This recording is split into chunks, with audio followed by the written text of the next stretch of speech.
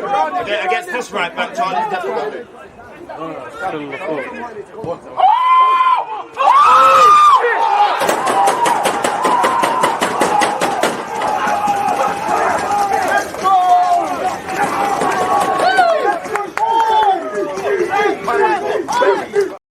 People deluded, I'm back again. Come on, Ian, bro. Come on.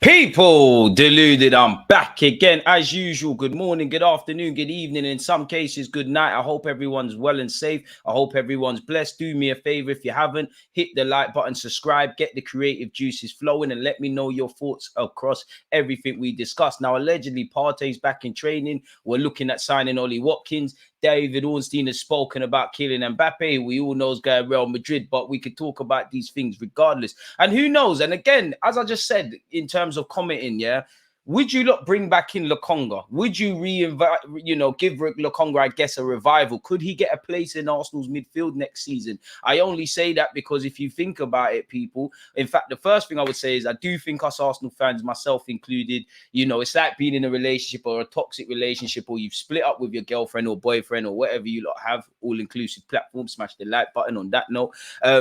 It's like we let them go and then we're like, hey, you can come back in. Now, with Lokonga, I've always said I think it's a confidence thing. I don't think he's respectfully, clearly he's got a decent technical level. He's been capped by his country, Belgium. He's been signed by Arsenal and currently he's playing Premier League football. I don't think you're disciplined enough defensively to play in a 6. I think, in theory, I don't quite think you're an 8, but if you absolve him of, being, the number 6 and primary job kind of breaking down play, yes, we know progressive playing that is a remit or of playing in the 6th position. But when you kind of free him from that, you see stuff. Now, I think he's got a decent technical level. I think he's a good player. I just think a bit like what I've been saying with Kyrgios, it's always felt like a confidence thing with Lokonga. Like if he just had some prolonged confidence, you might see something. And we don't know what's going to happen with Thomas Partey, Jorginho and El Nene. Arsenal could give El Nene a new deal, but you'd imagine he's out the door. Jorginho's doing his coaching badges and is, in my opinion, I believe he's an extension of Mikel Arteta's coaching staff, as you see when he's coaching players in the game or on the sidelines. And he might, that might be an angle for him. We all know football's kind of gone from the days of you retire, you spend time in academies, you put in like a 10-year shift, and then you get first team coach opportunities, first team management opportunities. Mikel Arteta, since he retired, he went to City, done his thing over there, did a bit of coaching at Arsenal's academy, but went to City, did his thing immediately in the first team with Mikel Arteta, Pep Guardiola, and then Mikel Arteta found himself as Arsenal manager. Where Jorginho's concerned, again, a football career is short. If he gets an offer from Saudi, that's something to explore. Obviously, he signed from Chelsea, so I'm sure him and his girlfriend and kids, if he's got any, are happy in London. And if Arteta's happy with you and you're happy in your remit and you're happy in your job, which is football, then I understand. But if there's a big money opportunity from Dubai or Saudi or wherever, that's something to consider. Obviously, staying at Arsenal's one thing. Or, I know his adopted nation's Italy, and he's Brazilian by trade, for want of better phrases. If there's an offer from Brazil or Italy, maybe that's something. Partey, it comes down to if we're able to shift him, really, because if we get a decent offer, which is going to be nowhere near the 45 million, I think the club will say, you know what, he's on big wages, he's inconsistent in terms of fitness for all his quality. Arteta always talks about his quality and now is central to our plans. But, in what's been a mixed season for Arsenal, but we're still, ticking over, where at this moment in time, the Premier League's concerned and obviously the Champions League, Partey's played no part. So I do think his future is limited. I do think we need a central midfielder. So if Jorginho was to depart, or let's say any one of the 2 of the 3, there's a reality with all 3, but if 2 of the 3 of El Nene, Jorginho, and obviously Partey depart, I don't know if Charlie Patino will get a role. I don't know if Arteta says, I've got the Havertz's, the Fabio Vieira's, Smith Rowe, whose future will be subject to speculation with 2 years left on his deal. If what's going on there, if Arteta thinks I'll let one of them or more go, or I'll utilize them. So could Lokonga bag a place then in that regards, like you're in the squad? He hasn't, ruled out making it at Arsenal Football Club and things like that. But There's also that, and I do think there's an avenue to say, you know what, put yourself in the shop window, which you're kind of doing at Luton. With the greatest of respect to Luton, you know, I'm not gonna draw them out and whatnot, people. But you know, it shouldn't be hard to stand out at Luton. They've just got promoted from the Championship. With the greatest of respect to Luton, because that's one of the toughest away games in the Premier League for anyone, regardless of what Luton do this season. So yeah, our first stop will actually be Lokonga, and he's spoken before. He hasn't talked up his chances of being reintegrated into Arsenal. He hasn't ruled it out. He's got 2 years left on his deal. He's on loan. I don't think you're in Mikel Arteta's plans, but you never know in this life. I still have a future at Arsenal, and my performance against United shows I can make my mark. And he had a good game, and obviously one of the highlights of the game was that fantastic challenge to deny Bruno Fernandes from scoring, and I think he did quite well. Apparently, you know, he's not given up on making it at Arsenal. He has said, I think it's too early to say what the future holds. I haven't had any contact with Mikel Arteta yet. I'm concentrating on Luton. We'll talk to Arsenal at the end of the season, which, you know, I'm sure in the back burners, he knows exactly, while you can never predict the future, he probably knows if his future is staying away from Arsenal or being reintegrated. It all depends on the ongoing conversations throughout the seasons he's having with Mikel Arteta and his coaching staff. I guess it all depends on what Arteta said to him when he went out on loan to Luton, off the back of obviously going to Crystal Palace, where he didn't pull up too many trees. But everything will happen gradually. I still consider myself an Arsenal player. I am appreciated there by the fans and staff. I think I can have a future at Arsenal, but that will depend on my performances here. Facts. I've always said that as long as I have a contract with the Gunners, I'd like to make my mark there. Fair enough. So he hasn't ruled it out, people. And as you know, El Nene, Jorginho and Partey, just not to go over what we said, but they're also on the wrong side of 30. I know people see footballers in their 30s and they're like, oh my God, they're 70 years of age. They're getting Alzheimer's. They can't be utilized anymore. But that is something to consider. But not only that, as you know, you'd imagine to take Arsenal to the next level where we want to go, we probably need to sign a central midfielder or two. Two, in my opinion. I'm happy with one, whether that's Zubimendi, Douglas Luiz, and the several players we've been linked with is another thing, people. So yeah, let me know. And apparently Tom Lockyer, forgive me for mispronunciation, has been speaking on Lokonga as well, his fellow Luton man. Sammy Lokonga has come in and he doesn't get anywhere near as much credit as Ross. Barkley's been amazing, but he's been superb as well. So if your teammates feel like that, or your adopted teammates for this season, you're doing all right.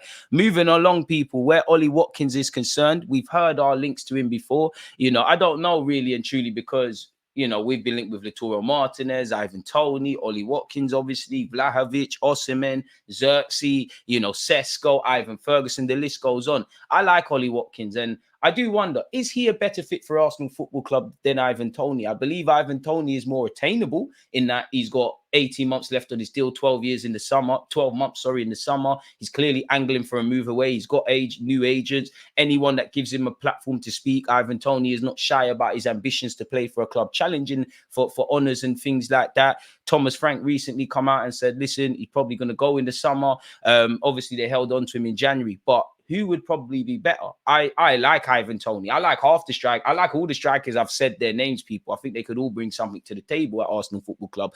But, you know, Ollie Watkins, I do think Ivan Toney's got a lot to his game, but Ollie Watkins, for me, appears a bit pacier, works the channels a bit better. I think his general play is more of a fit of what Mikel Arteta might want from a striker based on what we do at times with Trossard, Havertz, and obviously Gabriel Jesus, people.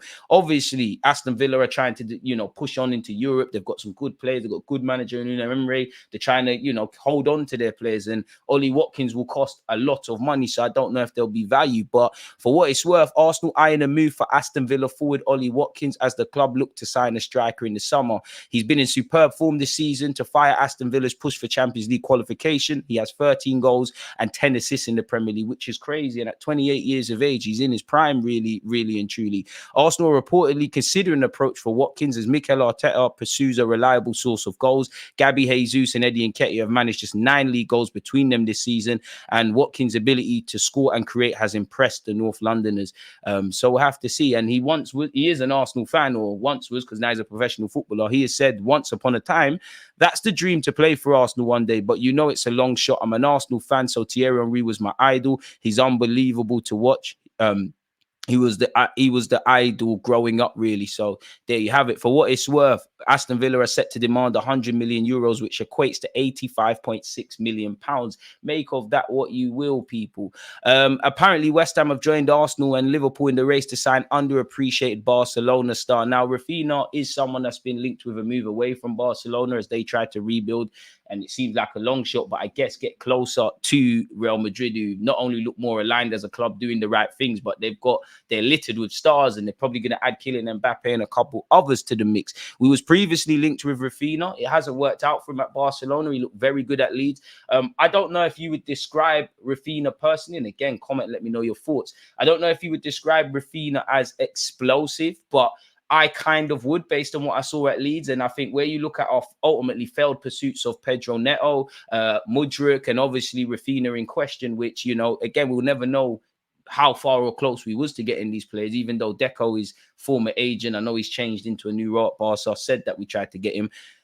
Ultimately, these moves didn't work out, but it seems like Mikel Arteta is trying to pursue an aggressive kind of winger, almost. It's not really a throwback winger because I think they're kind of dead. And if they are in the game, you know, still in the present day, they're not the guys that are going to get goals and assists like that. If they're hugging the touchline, it's more inside forwards. But I do think that's an angle Mikel Arteta has been angling for. And when you look at our existing wide options, nobody really would be described as explosive. Obviously, Saka's not slow. Martinelli's probably the closest. Trossard is more of a QR technical footballer.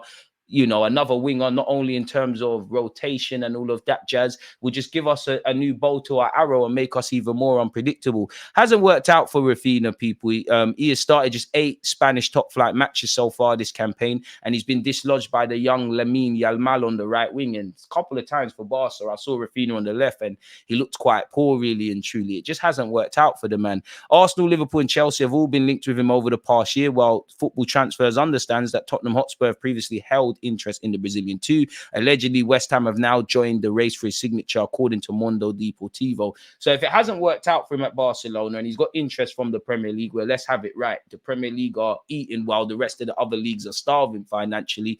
This is someone, him, Frankie de Jong, these guys will be linked with moves away from Barcelona. We'd all love Frankie de Jong. Really and truly. How much would he cost? Apparently, they've placed 100 million euros price tag on Raphinha's head.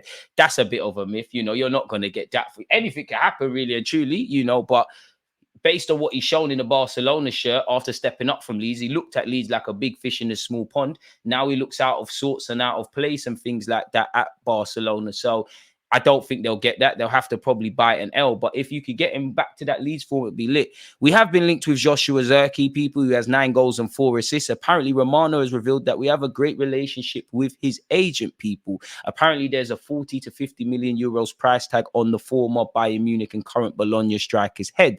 There have also been fresh rumours about Joshua Zirkzee, with reports in Italy stating that the Gunners are in a good position for this deal because they have a good relationship with the player's agent. The relationship is very good for sure, but Zirkzee's agents are among the biggest in the world, so they have a very good relationship with many clubs, not only Arsenal. It's important to see what kind of striker Arsenal want to sign this summer, if it will be more of an out-and-out goal scorer or a top-quality all-rounder to play with the squad like Zirkzee. I mean, that could be a thing, and us having a good relation with the agents and knowing how they work and how we work is obviously a boost. But as Romano said, everybody knows everyone in football. It's a small world inside those kind of levels there, people. We all know Kylian Mbappé is going to be joining Real Madrid, but nonetheless, Ornstein has said PSG have always thought there's been an argument with Real Madrid, but we don't know of it just yet. Real Madrid set a deadline in January for Mbappé to accept their contract proposal, but that has passed, so it's likely he'll have to settle for lesser salary if he goes there. And that may make many people say, what about the Premier League? What about the likes of Arsenal, of Chelsea, of Manchester City, Liverpool, United? The truth is the finances don't work for them. They would love to do it. They would love to be able to do it in terms of their own ownership. Just like Newcastle, they could afford to do it. But under these profit and sustainability rules that the likes of Everton have come a cropper with, they cannot afford to pay the salary. So it would require Mbappe to drop his salary demands or maybe find the money from somewhere else to pay him in a different means. But the reality is the full expectation is he'll sign for Real Madrid, and I don't think anyone expected anything different. Arsenal allegedly are scouting Israeli youngster people Oscar Goller, who currently plays for Red Bull Salzburg. We have been linked with the 19-year-old before. Barcelona allegedly are tracking his development at the Austrian club. So we'll have to see that, and we have spoke on that before. It wouldn't be Arsenal transfer news if we wasn't linked with Rabiot, who again, you know, is linked with a move to the Premier League, and it could be a fight between the two North London clubs in Arsenal and Tottenham for the 28-year-old French international signature, people. I don't quite believe that. It seems like he has a lot of baggage for all his quality, so that's a myth. Allegedly, Thomas Partey has returned to training ahead of the Champions League tie in Porto. Hopefully he can be, you know, hopefully he can not only get fit, but stay fit, people. And also, hopefully he's on the bench and able to play, because we're, you know, you lot can see the end of February to the end of March, we've got Chelsea, we've got City, we've got Brentford, we've got 2 games at the moment of making this video against Porto. On the topic of Porto Arsenal, you know, tomorrow, which would be Wednesday, we're doing a watch along. I believe we kick off at 8, so I'll be live from 7 p.m, people. But, you know, it's good. You know, again, we've, as Arteta said, we've got one of the finished squads. We need all our players fit. Hopefully Thomas Partey is fit. If not, it's Pete. But, you know, for all of Thomas Partey's return to training, allegedly there was no Jesus Zinchenko or Tomiyasu in training for Arsenal. So if that is the case, we hope that obviously, you know, against Newcastle and beyond, they can be involved. Apparently, Newcastle and Arsenal are battling to sign exciting winger who plays in Brazil, people. Santana. I don't know him, never seen him, but once I hear Brazilian, Martinelli turned out all right. Get it done, people. Apparently, he's been tipped to be another top talent, but Newcastle will face tough competition from Premier League rivals Arsenal and Fulham, who also want to bring him in. At just 18 years of age, Santana, what a last name that is believed to have a very bright future in football, despite playing just 8 times for Atletico Mineiro's first team, and has previously attracted interest from all over Europe. As you can see there, Bayern Leverkusen, PSV and Feyenoord have all been credited with an interest, but he's played 8 times, contracted until 2027. I don't think anyone is going to pay his 51 million release clause unless he's, you know, a generational talent of sorts, but I don't have an informed opinion. I'm sure you lot do. Let me know your thoughts. Once again, you know, Arsenal have been linked with Zirkzee, and we're not the only ones. Napoli and AC Milan have apparently been credited with an interest in him. Bayern Munich do have a 40 million euros buyback clause in the individual's contract, and are also entitled to 50% of the profit, which could make a move to Arsenal or anywhere else a bit techie, really and truly. And it's great negotiation skills, I must say, from Bayern Munich, because they either buy him back and he's integrated. I can't imagine he's going to dislodge Harry Kane, or they get 50%, you know, 50% windfall of a player that's not in their plans, really and truly. Apparently, young Omar Rekic is unable to play for his new loan club after huge paperwork blunder, which is serious incompetence, not on Arsenal's part. According to Swiss newspaper, Servette, who is on loan, had until midnight on the 15th of February to resubmit their squad list for the rest of the season, but forgot to remove 4 players either no longer at the club or not in their plans in order to free up space for new additions. Servette did not send us anything at all, a spokesman for the Swiss league said, which is absolutely diabolical and just screams of incompetence. I think we all sit here and wonder, yo, like, how can a club, you know, professional clubs with smart individuals make things like that happen? So we hope that, you know, I hope there's a ground for an appeal and he's able to play football, because he was on loan at Wigan playing first team football. It would be a couple of months wasted. Sean Dyche has said it's funny how Arsenal get praised for set pieces and not Everton, which is true, but let's be honest, there's a bit more class with our team, really. Arsenal have scored, you know, I think we've got 14. Well, sorry, we've got 17 goals from set piece situations. Everton's Sean Dyche's Everton, sorry, have 14 people. He has said, apparently, people, it's funny that Arsenal score more than us, but it never really gets a mention, them scoring all those goals from set pieces. It's funny, it's an odd sort of thing, which I don't think he's wrong, but I do think, you know, Arteta's getting us back to playing how we've been playing, you know, since Wenger came in, and the Emirates, the sexy football, the attractive football, and, you know, we had to marry the ugliness. And in a day and age of fine margins in the Premier League, I'm happy that on occasion, you know, Raya, for instance, his distribution is amazing, people. But sometimes we just lump it long or start counter-attacks quickly. And if we can, you know, as I said, marry that Arteta ball with being a danger from set pieces, this makes us more difficult to beat and also makes it easier for us to score goals and ultimately win games. But I do agree, but I do think it's probably the connotations and the stereotypes around how Sean Dyche plays football versus how Arsenal and Mikel Arteta. It's almost like you're not really meant to score goals from set pieces, but if you're Arsenal, you're allowed. Why wouldn't you work on set pieces? I don't think he's wrong with that, but it sounds like sour grapes, people. So yeah, let me know your thoughts on everything we've discussed here. Let me know your thoughts. Don't forget, tomorrow is watch along business for Arsenal versus Porto. Today we're watching Inter Milan against Atletico Madrid, which is also watch along business. I'll be live 10 minutes before kickoff, people. So yeah, man, smash the like button, comment, subscribe, do all that good stuff. Appreciative of you lot listening. Big up you lot again, people. Road to 70k. So please, please, please, please, please smash the like button and leave a comment. Boost the YouTube algorithm. Make sure you're following me on all my socials. Deluded Gooner 04. That goes for Instagram, Twitter, TikTok, and all them shenanigans there, people. So yeah, you lot stay safe, stay blessed. Let me know your thoughts. Peace.